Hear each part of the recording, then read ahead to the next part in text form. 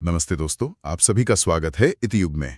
आज हम फरवरी 2026 के करंट अफेयर से जुड़े सबसे महत्वपूर्ण प्रश्नों को एक बेहद आसान और दिलचस्प तरीके से समझेंगे।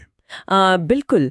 और आज के इस डीप डाइव सेशन में चीजों को सिर्फ रटा नहीं जाएगा, हम हर एक खबर की तह तक जाएंगे। हाँ, और आज का ये पूरा सेशन एकदम एक इंटरैक्टिव ऑनलाइन क्लास की तरह आगे बढ़ेगा। मैं यहाँ पूरे उत्साह के साथ सवाल और उसके सारे ऑप्शंस पढ़ूंगी। और मैं बहुत ही शांत और विश्लेषणात्मक ढंग से सही उत्तर बताऊंगी। साथ ही उसके पीछे का कारण भी एक लाइन में स्पष्ट कर दूंगी, ताकि दोस्तों को याद रखने में बहुत आसानी हो। ये तरीका सच में बहुत काम आता है, क्योंकि जब हम किसी घटना का संदर्भ समझ लेते हैं तो वो जानकारी दिमाग में हमेशा के लिए बैठ जाती है। परीक्षा के दबाव में भी वो भूलती नहीं है। एकदम सही बात है। तो चलिए दोस्तों, बिना किसी देरी के शुरू करते हैं। हमारा पहला प्रश्न संस्कृति और राजनीति से जुड़ा है। ये एक ऐसा विषय है जिस पर अक्सर बहुत कंफ्यूजन देखने को मिलता है। प्रश्न है, गृह मंत्रालय यानी MHA के नए दिशा निर्देशों के अनुसार जब राष्ट्रीय गीत और राष्ट्रीय गान एक साथ गाए या बजाए जाते हैं तो वंदे मातरम का कौन सा संस्करण पहले गाया जाना चाहिए? ऑप्शंस क्या क्या दिए गए हैं इसके? इसके विकल्प हैं केवल पहला छंद, पूर्ण 6 छंद संस्करण, कोई भी संस्करण या फिर वाद्य यंत्र संस्करण। अक्सर कार्यक्रमों में तो पहला छंद ही सुनने को मिलता है। यहीं पे सबसे ज्यादा दुविधा होती है, लेकिन इसका सही उत्तर है पूर्ण 6 छंद संस्करण। दरअसल ये नियम राष्ट्रपति या राज्यपाल के आगमन जैसे प्रमुख राजकीय समारोहों के लिए है, और वंदे मातरम हमेशा जनगण मन से पहले गाया जाएगा, जिसके सम्मान में खड़ा होना अनिवार्य है। तो इसका मतलब है कि अति विशिष्ट कार्यक्रमों में कोई शॉर्टकट नहीं चलेगा? बिल्कुल नहीं। यह हमारे राष्ट्रीय प्रतीकों के सम्मान का एक बहुत ही स्पष्ट और अनिवार्य प्रोटोकॉल है। ये बहुत ही अहम जानकारी है। अब आगे बढ़ते हैं अंतर्राष्ट्रीय नियुक्तियों की तरफ। हमारे पड़ोस में काफी कुछ बदल रहा है। तो सवाल है, फरवरी 2026 के संसदीय चुनावों के बाद बांग्लादेश के नए प्रधानमंत्री के रूप में किसने शपथ ली है? ऑप्शन सुन लेते हैं पहले। हाँ, ऑप्शंस हैं शेख हसीना, खालिदा जिया, तारिक रहमान या मोहम्मद यूनुस। इस चुनाव का सही उत्तर है तारिक रहमान। BNP यानी बांग्लादेश नेशनलिस्ट पार्टी के नेता तारिक रहमान ने इन चुनावों के बाद नए प्रधानमंत्री का पद संभाला है। और ये बदलाव भारत के लिए भी काफी। हाँ, क्षेत्रीय राजनीति, व्यापार और सीमा सुरक्षा के नजरिए से ये बहुत ही अहम घटनाक्रम है। नेतृत्व बदलने से दोनों देशों के समीकरणों पर सीधा असर पड़ता है। सही कहा। दोस्तों, अब बात करते हैं अर्थव्यवस्था और ऊर्जा की। भारत लगातार इस क्षेत्र में बड़े लक्ष्य तय कर रहा है। प्रश्न है, नवीन और नवीकरणीय ऊर्जा मंत्री के अनुसार भारत की वर्तमान घरेलू सौर मॉड्यूल निर्माण क्षमता कितनी हो गई है? विकल्प बताइए। विकल्प हैं 100 गीगावाट, 125 गीगावाट, 144 गीगावाट या 160 गीगावाट। सही उत्तर 144 गीगावाट है। केंद्रीय मंत्री प्रहलाद जोशी द्वारा दी गई इस जानकारी का मुख्य महत्व आत्मनिर्भर भारत के तहत आयात निर्भरता को कम करना और जलवायु लक्ष्यों को तेजी से पूरा करना है। 144 गीगावाट मतलब अब हम खुद इतना बड़ा उत्पादन कर रहे हैं? हाँ, अब हम विदेशी सोलर पैनल पर बहुत कम निर्भर रहेंगे। ये हमारी अर्थव्यवस्था और पर्यावरण दोनों के लिए एक बड़ी जीत है। यह आत्मनिर्भरता सच में शानदार है। पर्यावरण से ही जुड़ा हमारा अगला सवाल भी है दोस्तों। प्रिंस विलियम द्वारा स्थापित प्रतिष्ठित अर्थशॉट पुरस्कार 2026 समारोह की मेजबानी के लिए किस भारतीय शहर को चुना गया है? इसके क्या ऑप्शंस हैं? ऑप्शंस हैं नई दिल्ली, बैंगलोर, मुंबई या हैदराबाद। सही उत्तर है मुंबई। इसे पर्यावरण के इको ऑस्कर के रूप में जाना जाता है, जो जलवायु परिवर्तन के समाधान के लिए दिया जाता है, और यह पहली बार है जब भारत नवंबर 2026 में इसकी मेजबानी कर रहा है। इको ऑस्कर, ये नाम दोस्तों को आसानी से याद रह जाएगा। बिल्कुल। जलवायु संकट के इनोवेटिव समाधानों को सम्मानित करने का यह एक बहुत बड़ा वैश्विक मंच है, और इसका भारत आना सच में गर्व की बात है। दोस्तों, अब अपनी चर्चा को देश की रक्षा की ओर ले चलते हैं। हमारा 5वां प्रश्न है, भारतीय वायुसेना 27 फरवरी 2026 को अभ्यास वायु शक्ति 26 का आयोजन कहां कर रही है? इसके विकल्प क्या क्या है? विकल्प हैं चांदीपुर, पोखरण, बकलो या येलहंका। इसका सही उत्तर पोखरण, राजस्थान है। इस अभ्यास में तेजस और प्रचंड जैसे स्वदेशी विमान हिस्सा ले रहे हैं, जिसका उद्देश्य दिन और रात दोनों समय सटीक हमले की क्षमता का प्रदर्शन करना है। पोखरण का नाम सुनते हैं तो हाँ, भारत की सामरिक शक्ति का इतिहास याद आ जाता है। ये अभ्यास हमारी वायुसेना की युद्ध तैयारियों का एक बहुत ही विशाल और भव्य प्रदर्शन है। सच में दोस्तों, अब विज्ञान और तकनीक के क्षेत्र का एक बहुत ही महत्वपूर्ण सवाल लेते हैं। Indo French centre for AI in health का उद्घाटन किस संस्थान में किया गया? ऑप्शंस हैं IIT Madras, IISc Bengaluru, AIIMS नई दिल्ली या टीआईएफआर मुंबई। इस प्रश्न का सही उत्तर एम्स नई दिल्ली है। ये भारत और फ्रांस का संयुक्त सहयोग है, जिसका लक्ष्य मस्तिष्क स्वास्थ्य यानी ब्रेन हेल्थ में आर्टिफिशियल इंटेलिजेंस का उपयोग करना है। एम्स और फ्रांस की जानी मानी यूनिवर्सिटीज। बिल्कुल, एम्स, सोरबॉन यूनिवर्सिटी और पेरिस ब्रेन इंस्टीट्यूट मिलकर काम कर रहे हैं। वे न्यूरोलॉजिकल डेटा को जल्दी और सटीकता से समझने में एआई की मदद लेंगे, जो एक बहुत बड़ी मेडिकल क्रांति है। एआई का ये उपयोग वाकई अद्भुत है। दोस्तों, अब अंतर्राष्ट्रीय सुरक्षा का रुख करते हैं। आर्कटिक क्षेत्र में सुरक्षा समन्वय को मजबूत करने के लिए किस संगठन ने आर्कटिक सेंट्री पहल शुरू की है? विकल्प बताइए। विकल्प हैं यूरोपीय संघ, नाटो, आर्कटिक परिषद या संयुक्त राष्ट्र। सही उत्तर नाटो है। नाटो ने उस पूरे बर्फीले आर्कटिक क्षेत्र में अपनी उपस्थिति और निगरानी को मजबूत करने के लिए एक बहुत बड़ा भू राजनीतिक कदम उठाया है। आर्कटिक में बर्फ पिघलने की वजह से? हाँ, नए समुद्री रास्ते और संसाधन खुल रहे हैं, इसलिए वहाँ संसाधनों पर नियंत्रण की होड़ मच गई है और सुरक्षा समन्वय बढ़ाना बहुत जरूरी हो गया था। ये काफी रणनीतिक कदम है। दोस्तों, अब एक महत्वपूर्ण दिवस की बात करते हैं, जो संचार के पुराने और नए तरीकों का एक खूबसूरत संगम है। विश्व रेडियो दिवस कब मनाया जाता है और 2026 के लिए इसका विषय क्या है? इसके ऑप्शंस क्या हैं? 13 फरवरी रेडियो और कृत्रिम बुद्धिमत्ता, 14 फरवरी रेडियो और एआई या 12 फरवरी प्रसारण का भविष्य। सही उत्तर है 13 फरवरी रेडियो और कृत्रिम बुद्धिमत्ता। ये 1946 में संयुक्त राष्ट्र रेडियो की स्थापना का प्रतीक है और ये थीम प्रसारण में एआई के बढ़ते महत्व को दिखाती है। रेडियो और एआई का कॉम्बिनेशन? हाँ, ये स्पष्ट करता है कि कैसे एक पारंपरिक माध्यम खुद को समय के साथ आधुनिक बना रहा है। ऑडियो क्वालिटी सुधारने से लेकर श्रोताओं की पसंद जानने तक एआई का इस्तेमाल हो रहा है। बिल्कुल। दोस्तों, एआई की बात हो ही रही है तो एक दिलचस्प तथ्य दोस्तों के साथ साझा करता हूं। हिमाचल प्रदेश के मुख्यमंत्री सुखविंदर सिंह सुक्खू ने बिलासपुर जिले में एनटीपीसी के सहयोग से प्रतियोगी परीक्षाओं की तैयारी कर रहे छात्रों के लिए एआई आधारित डिजिटल शिक्षण पहल शुरू की है।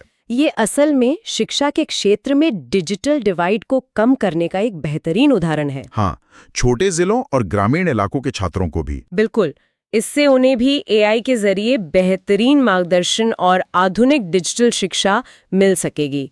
ये बहुत ही सराहनीय कदम है। एकदम से। दोस्तों, अब अर्थव्यवस्था से जुड़ा हमारा 10वां प्रश्न देखते हैं। राष्ट्रीय रोड मैप के तहत 100% बीमा कवरेज हासिल करने वाला भारत का पहला जिला कौन सा बनाया? विकल्प सुन लेते हैं। विकल्प हैं इंदौर, अलवर, जयपुर या वायनाड। इस शानदार उपलब्धि का सही उत्तर अलवर, राजस्थान है। ये वित्तीय समावेशन और सामाजिक सुरक्षा सुनिश्चित करने की दिशा में एक बहुत बड़ी उपलब्धि है। 100% बीमा? हाँ, इसका मतलब है कि उस जिले के हर नागरिक या परिवार के पास आपात स्थिति या बीमारी से निपटने के लिए एक मजबूत आर्थिक सुरक्षा कवच मौजूद है। अलवर ने देश भर के लिए एक बड़ा उदाहरण पेश किया है। दोस्तों, अब अंतर्राष्ट्रीय समझौतों की ओर चलते हैं। भारत ने किस देश के साथ 1020 मेगावाट की पुनः सांगछू 2 जल विद्युत परियोजना के लिए समझौते पर हस्ताक्षर किए हैं? ऑप्शंस क्या क्या है? ऑप्शंस हैं नेपाल, बांग्लादेश, भूटान या म्यांमार। इसका सही उत्तर भूटान है। ये पुनात सांगछू नदी पर स्थित एक रन ऑफ रिवर परियोजना है जो भारत सरकार के विद्युत मंत्रालय के पूर्ण सहयोग से चल रही है। रन ऑफ रिवर मतलब इसमें कोई विशाल बांध नहीं बनता? बिल्कुल, नदी के बहते हुए पानी के प्राकृतिक बहाव का ही इस्तेमाल किया जाता है, जो इसे एक बहुत ही इको फ्रेंडली परियोजना बनाता है। ये टिकाऊ विकास का बेहतरीन तरीका है। दोस्तों, पर्यावरण से जुड़ा एक और प्यारा सा सवाल लेते हैं। केरल के बाद राज्य स्तरीय पक्षी एटलस यानी बर्ड एटलस प्रकाशित करने वाला भारत का दूसरा राज्य कौन सा बन गया है? विकल्प बताइए। विकल्प हैं कर्नाटक, गोवा, महाराष्ट्र या तमिलनाडु। सही उत्तर गोवा है। यह गोवा वन विभाग और बर्ड काउंट इंडिया का संयुक्त प्रयास है, जो पक्षी अनुसंधान और संरक्षण में एक बहुत बड़ा मील का पत्थर है। पक्षियों का ये एटलस? हाँ, ये एक वैज्ञानिक डेटाबेस है जो ये बताता है कि पक्षियों की कौन सी प्रजातियां कहाँ हैं। भविष्य में पर्यावरण संरक्षण की नीतियां बनाने में इससे बहुत मदद मिलेगी। ये प्रकृति प्रेमियों के लिए सच में अच्छी खबर है। दोस्तों, अब बात करते हैं विनिर्माण और इंफ्रास्ट्रक्चर की। केंद्रीय मंत्री अश्विनी वैष्णव ने जेड-वर्क इलेक्ट्रॉनिक्स की नई विनिर्माण सुविधा का उद्घाटन कहाँ किया? इसके ऑप्शंस हैं हैदराबाद, बेंगलुरु, चेन्नई या पुणे। सही उत्तर बेंगलुरु है। हाँ, ये KIDB हाईटेक पार्क में स्थित है और भारत की इलेक्ट्रॉनिक्स विनिर्माण क्षमताओं को बढ़ाने का एक बहुत ही रणनीतिक कदम है। बेंगलुरु में ये नई सुविधा? हाँ, दुनिया की बड़ी कंपनियां अब सप्लाई चेन के लिए नए विकल्प खोज रही हैं। ये सुविधा भारत को एक प्रमुख वैश्विक इलेक्ट्रॉनिक्स मैन्युफैक्चरिंग हब के रूप में स्थापित करने में बहुत सहायक होगी। ये मेक इन इंडिया विजन का एक शानदार साकार रूप है।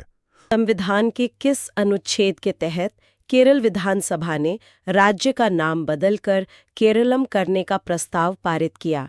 आपके विकल्प हैं A अनुच्छेद 1, B अनुच्छेद 2, C अनुच्छेद 3 या D अनुच्छेद 368। और दोस्तों, इसका सही उत्तर है विकल्प C यानी अनुच्छेद 3। अगर मैं इसे एक लाइन में समझाऊं तो अनुच्छेद 3 हमारी संसद को यह अधिकार देता है कि वो किसी भी राज्य का नाम या उसकी सीमा बदल सके। मतलब ये पावर पूरी तरह से केंद्र के या कहें संसद के पास है। हाँ, बिल्कुल। इसका प्रोसेस भी बहुत सेट है। सबसे पहले राज्य की विधानसभा से एक प्रस्ताव पास होकर गृह मंत्रालय यानी MHA के पास जाता है। फिर वो बिल बनकर संसद में जाता है ना? एकदम सही। संसद में बिल पास होने के बाद राष्ट्रपति जी की स्वीकृति मिलती है और इससे हमारे संविधान की पहली अनुसूची यानी फर्स्ट शेड्यूल में संशोधन हो जाता है। ये तो हो गया कानूनी पहलू, लेकिन अगर हम इसके सांस्कृतिक आधार को देखें तो मलयालम भाषा में केरलम का अर्थ होता है नारियल के पेड़ों की भूमि। जी, और ये अपनी भाषाई और सांस्कृतिक जड़ों को वापस अपनाने का एक बहुत खूबसूरत उदाहरण है। बिल्कुल। चलिए दोस्तों, अब आगे बढ़ते हैं रक्षा और सुरक्षा यानी डिफेंस के बहुत ही महत्वपूर्ण प्रश्न की तरफ। प्रश्न है, हाल ही में गृह मंत्रालय द्वारा अनावरण किए गए भारत के पहले व्यापक आतंकवाद विरोधी सिद्धांत का नाम क्या है? विकल्प है A कवच, B प्रहार, C त्रिनेत्र या D रक्षक। और दोस्तों, इसका सही उत्तर है विकल्प B प्रहार। तो ये जो प्रहार है ये आतंकवाद के खिलाफ हमारी एक जीरो टॉलरेंस नीति है। जीरो टॉलरेंस मतलब कोई रियायत नहीं? बिल्कुल कोई रियायत नहीं। और ये मुख्य रूप से इंटेलिजेंस यानी खुफिया जानकारी और मल्टी एजेंसी कोऑर्डिनेशन पर फोकस करता है। इसका मेन टारगेट है आतंकी वित्त पोषण या टेरर फाइनेंसिंग और कट्टरपंथ को जड़ से रोकना। मैंने पढ़ा था कि इसके 7 रणनीतिक स्तंभ भी हैं। हाँ, वो 7 स्तंभ बहुत क्रूशियल हैं। इनमें रोकथाम, त्वरित प्रतिक्रिया, क्षमताओं का एकीकरण, मानवाधिकार और कानून, कट्टरपंथ में कमी लाना, अंतर्राष्ट्रीय सहयोग और पुनर्प्राप्ति शामिल हैं। क्षमताओं का एकीकरण मतलब सारी एजेंसियां अब एक साथ मिलकर एक ही नेटवर्क पे काम करेंगी। सही कहा।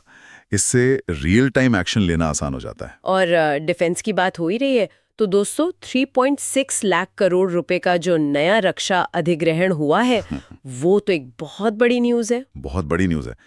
इसमें सबसे खास है वायुसेना के लिए 114 राफेल जेट्स को मंजूरी मिलना।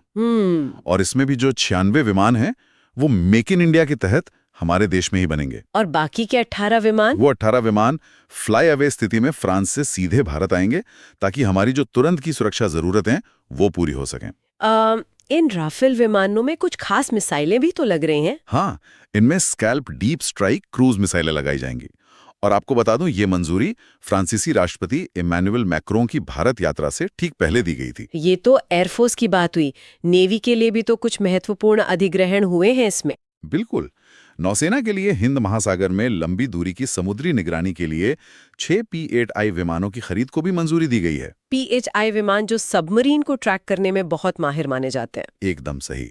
चलिए, अब ये तो रक्षा की बात हो गई जी, तो अब हम रुक करते हैं अंतर्राष्ट्रीय संबंध यानी इंटरनेशनल रिलेशंस का। दोस्तों, प्रश्न है, नई दिल्ली घोषणा पत्र जिसे 89 देशों ने अपनाया किस क्षेत्र से संबंधित है? विकल्प है A जलवायु परिवर्तन, B मुक्त व्यापार, C आर्टिफिशियल इंटेलिजेंस या डी समुद्री सुरक्षा? उत्तर है विकल्प सी आर्टिफिशियल इंटेलिजेंस। इसे समझना बहुत जरूरी है।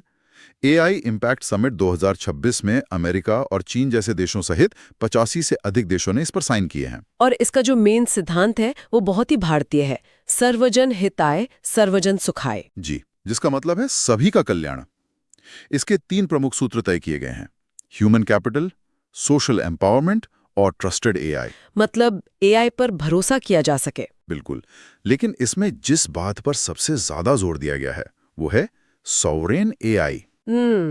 सॉवरेन एआई मतलब संप्रभु एआई। हाँ, इसका सीधा सा मतलब ये है कि हर देश अपना खुद का एआई इंफ्रास्ट्रक्चर विकसित करेगा। अपना डेटा, अपने मॉडल्स सब देश के अंदर ही रहेंगे। ये तो डिजिटल आत्मनिर्भरता की तरफ बहुत बड़ा कदम है। चलिए दोस्तों, अब महत्वपूर्ण नियुक्तियां यानी अपॉइंटमेंट्स का राउंड देख लेते हैं। प्रश्न है, फरवरी 2026 में भारत के मुख्य सूचना आयुक्त यानी CIC के रूप में किसे नियुक्त किया गया है? विकल्प है ए हीरालाल सामरिया, बी राजकुमार गोयल, सी यशवर्धन कुमार सिन्हा या डी वजिंदर शर्मा। उत्तर है विकल्प बी राजकुमार गोयल। जी, राजकुमार गोयल जी नए CIC बने हैं, जो पारदर्शिता के लिए बहुत अहम पद है। इसके अलावा कुछ और भी नियुक्तियां हुई हैं, जैसे जस्टिस विक्रमनाथ जी की। हाँ, जस्टिस विक्रमनाथ को नालसा यानी राष्ट्रीय विधिक सेवा प्राधिकरण का कार्यकारी अध्यक्ष बनाया गया है। अंतर्राष्ट्रीय स्तर पर शेखा नासिर अल नवाइस को UN टूरिज्म का प्रमुख नियुक्त किया गया है। और एजुकेशन सेक्टर में? एजुकेशन में मनाली क्षीरसागर को नागपुर विश्वविद्यालय का नया कुलपति बनाया गया है। ग्रेट। अब दोस्तों आते हैं खेल और देश के सर्वोच्च नागरिक सम्मान 2026 की चर्चा पर। खेल के मैदान से बहुत अच्छी खबर आई कि भारतीय महिला क्रिकेट टीम ने ऑस्ट्रेलिया को T20 सीरीज में 2-1 से हरा दिया है। और इसमें हमारी स्मृति मंधाना ने निर्णायक मैच में 82 रनों की बहुत ही शानदार पारी खेली। उन्हें प्लेयर ऑफ द मैच भी चुना गया। बिल्कुल, वो बहुत ही शानदार मैच था। और अब बात करते हैं उन हस्तियों की जिन्होंने देश का मान बढ़ाया है। जी, इस बार भारत रत्न 2024 से 26 की जो सूची है उसमें जननायक कर्पूरी ठाकुर, लाल कृष्ण आडवाणी, PV नरसिम्हा राव, चौधरी चरण सिंह और MS स्वामीनाथन जी शामिल हैं। ये सभी नाम अपने आप में एक इतिहास है। और पद्म पुरस्कारों में पद्म विभूषण 2026 मरणोपरांत धर्मेंद्र सिंह देओल जी को कला के क्षेत्र में और KT थॉमस को सार्वजनिक मामलों के लिए दिया गया है। और पद्म भूषण सिनेमा जगत से ममूटी को और व्यापार के लिए उदय कोटक को मिला है। और खेलों में रोहित शर्मा और हरमनप्रीत कौर को पद्मश्री के लिए चुना गया है। साथ ही विज्ञान और इंजीनियरिंग में AE मुथुनायगम को भी पद्मश्री मिला है। बिल्कुल, ये सभी नाम एग्जाम्स के लिए बहुत इंपॉर्टेंट हैं। चलिए दोस्तों, अब समय है हमारे क्विक रिवीजन वन लाइनर्स के रैपिड फायर राउंड का। विज्ञान के क्षेत्र में नासा का क्रू 12 मिशन सफलतापूर्वक अंतर्राष्ट्रीय अंतरिक्ष स्टेशन यानी ISS पहुंच गया है। और अगर अर्थव्यवस्था की बात करें तो भारत की खुदरा मुद्रास्फीति यानी रिटेल इन्फ्लेशन 2.75% पर स्थिर हो गई है। और एक बात, इसका आधार वर्ष अब 2024 हो गया है। बिल्कुल। और महत्वपूर्ण दिवस में 24 फरवरी को केंद्रीय उत्पाद शुल्क दिवस यानी सेंट्रल एक्साइज डे मनाया गया। और आखिर में भू राजनीति का एक रोचक तथ्य, अमेरिकी सुप्रीम कोर्ट ने आयात शुल्क पर 10% अधिभार यानी सरचार्ज लगाने की अनुमति दे दी है, जिससे ग्लोबल ट्रेड पर काफी असर पड़ेगा। बिल्कुल पड़ेगा। तो दोस्तों, आज सीखी गई सभी बातों को जोड़ते हुए मैं आपके लिए एक विचारोत्तेजक प्रश्न छोड़ना चाहूंगा। जी बिल्कुल। आज हमने जो प्रहार जैसी नीतियां और सॉवरेन AI के विकास के बारे में जाना, उस पर विचार करें कि ये कैसे आने वाले दशक में डिजिटल और जमीनी स्तर पर भारत की सुरक्षा और आत्मनिर्भरता को पूरी तरह से बदल कर रख देगा। ये सोचने वाली बात है कि तकनीक और कूटनीति का ये तालमेल भारत को विश्व स्तर पर कहां खड़ा करेगा। दोस्तों, मुझे उम्मीद है कि आपको ये वीडियो पसंद आया। अब हम आज के सत्र के अंतिम प्रश्न पर आ गए हैं, लेकिन ये प्रश्न हमारे श्रोताओं यानी दोस्तों के लिए है। सवाल है, फरवरी 2026 में मणिपुर के नए मुख्यमंत्री के रूप में किसे नियुक्त किया गया? ऑप्शंस क्या हैं इसके लिए? ऑप्शंस हैं एन बीरेन सिंह, युमनम खेमचंद सिंह, नेमचा किपगेन या अजय कुमार भल्ला। आज की हमारी जानकारी में इसका अंतिम उत्तर शामिल नहीं है और यह दोस्तों के लिए खुद से खोजने का एक शानदार विषय है। बिल्कुल दोस्तों, इसका जवाब दोस्तों को खुद ढूंढना है और इस राजनीतिक घटनाक्रम को समझना है। चीजों को खुद खोजना सीखने का सबसे अच्छा तरीका होता है। और अगर हम आज की इस पूरी चर्चा पे गौर करें तो एक बात बहुत गहराई से समझ आती है। कौन सी बात? वो ये कि कैसे तकनीक हमारे जीवन के हर पहलू और करंट अफेयर्स को बहुत तेजी से बदल रही हैं। पुरानी रेडियो माध्यम से लेकर इंसान के ब्रेन हेल्थ तक और बिलासपुर में प्रतियोगी परीक्षाओं की तैयारी कर रहे छात्रों तक हर जगह एआई और तकनीक का असर साफ दिख रहा है। ये सच में एक बहुत ही गहरा और विचारणीय बिंदु है। तकनीक अब भविष्य नहीं बल्कि हमारा वर्तमान है। दोस्तों, मुझे उम्मीद है कि आपको ये वीडियो पसंद आया होगा। ऐसे ही ज्ञानवर्धक कंटेंट के लिए चैनल इटियुक को लाइक, सब्सक्राइब, कमेंट और शेयर जरूर करें।